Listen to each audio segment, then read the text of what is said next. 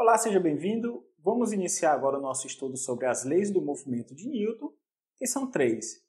A primeira é a lei da inércia, a segunda é a lei da dinâmica e a terceira é conhecida como a lei da ação e reação.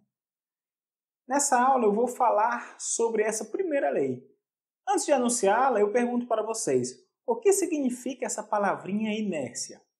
Inércia nada mais é do que a tendência dos corpos em conservar sua velocidade vetorial. E quanto maior for a massa de um corpo, maior será a sua inércia. Pense comigo. É mais fácil empurrar um carrinho vazio ou um carrinho carregado de areia? Certamente empurrar o carrinho vazio será mais fácil. E o contrário, é mais fácil parar um carrinho vazio ou parar um carrinho carregado de areia?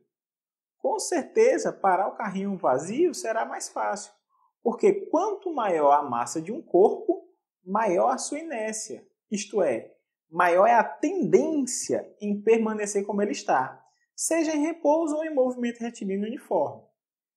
Sabendo desse conceito, podemos agora passar para o enunciado da primeira lei de Newton, que diz: todo objeto permanece em seu estado de repouso ou de movimento retilíneo e uniforme, a menos que uma força resultante não nula seja exercida sobre ele. Para entender melhor o que essa lei diz, eu vou dividir esse enunciado em duas partes. Comecemos por aqui. Todo objeto permanece em seu estado de repouso. Note que ele está se referindo à situação onde a força resultante é igual a zero. Essa primeira parte é moleza de observar. Pense comigo. Eu tenho aqui um determinado objeto, imagine que seja um caixote, e não tem nenhuma força atuando sobre ele. O que vai acontecer? Ele tende a permanecer em repouso, vai ficar parado. Isso é óbvio. Estranho seria se do nada, sem ninguém tocar nele, ele começasse a voar. Aí nós teríamos um problema. Então, como não tem forças atuando, ele fica parado. Agora vamos supor que nós temos aqui uma força de intensidade 2 newtons atuando para a direita. E uma força de intensidade 2 newtons também, só que para a esquerda. O que vai acontecer agora? Ele vai continuar em repouso, porque como as forças possuem a mesma intensidade e estão em sentidos contrários, elas vão se cancelar. Então, observe que não é que não pode ter forças atuando sobre o objeto.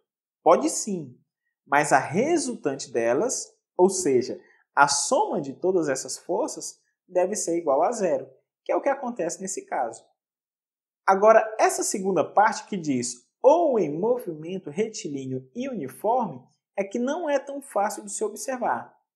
Porque é intuitivo a gente pensar que só há movimento enquanto há forças atuando.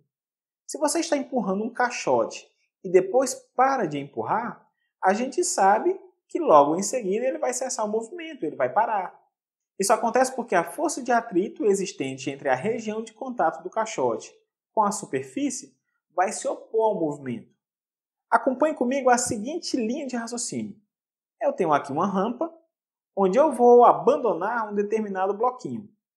Digamos que eu venho aqui, solte esse bloquinho daqui de cima, ele vai descer a rampa, percorre por aqui e vai parar aqui na frente. Agora vamos fazer o seguinte. Imagine que você tem uma lixa muito boa e nós vamos lixar essa rampa aqui. Vou deixar ela bem lisinha.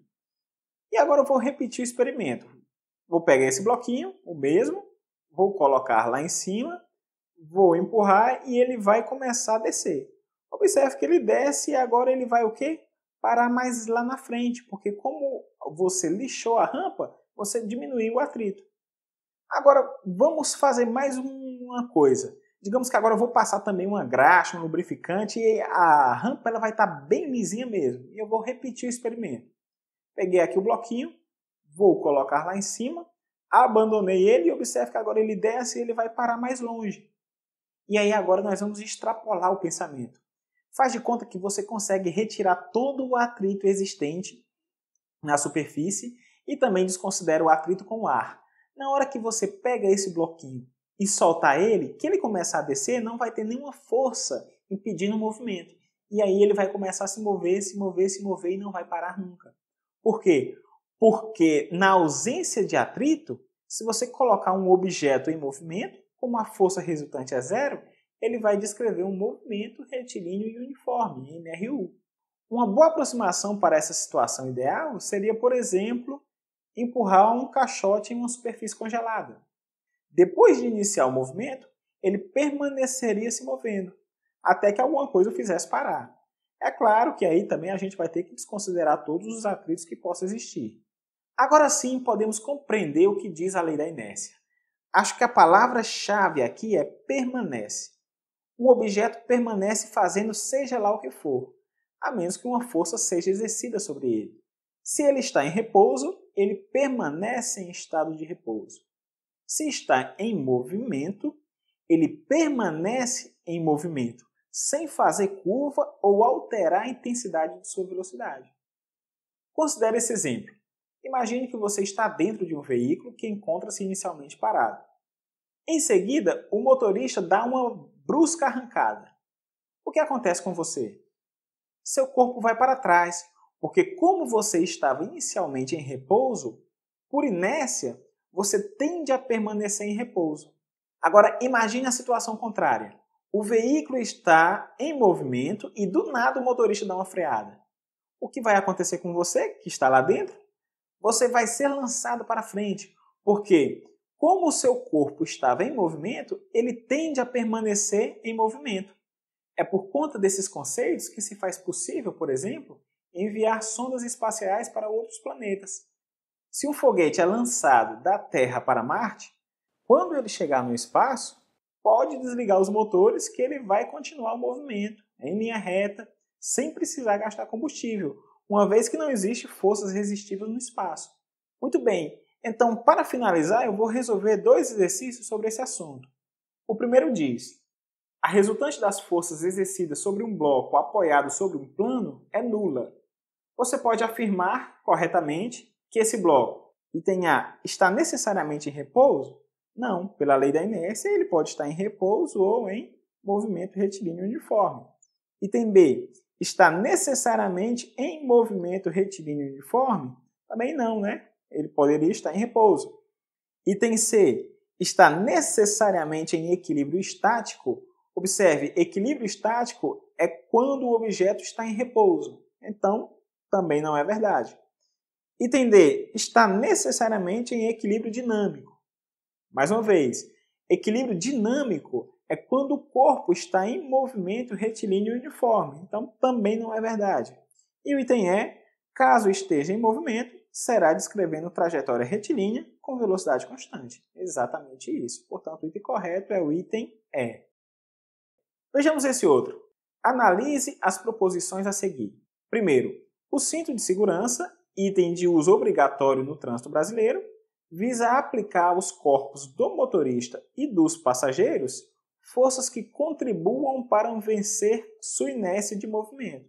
Isso é verdade, né? Se você está em movimento, no caso de uma freada, o seu corpo tende a permanecer em movimento e o cinto de segurança ele vai impedir, ele vai tentar vencer essa inércia do movimento. Portanto, o item 1, ou esse item primeiro, ele é verdadeiro. 2. Um cachorro pode ser acelerado simplesmente puxando com a sua boca a guia presa à coleira atada em seu pescoço? Esse item é falso, pois um corpo livre de uma força externa resultante é incapaz de variar sua própria velocidade vetorial. Então é necessária a atuação de uma força externa para que o cachorrinho seja acelerado. Número 3. O movimento orbital da Terra ao redor do Sol ocorre por inércia. Este item também é falso, porque por inércia, se não estiver em repouso, o movimento ele deve ser retilíneo e uniforme. E nós sabemos que a Terra executa uma trajetória elíptica em torno do Sol. Portanto, a resposta correta é o item B, somente um é verdadeiro. Então é isso, muito obrigado pela atenção. Aguardo vocês no próximo vídeo, onde vamos falar sobre a segunda lei de Newton, a lei da dinâmica. Até lá!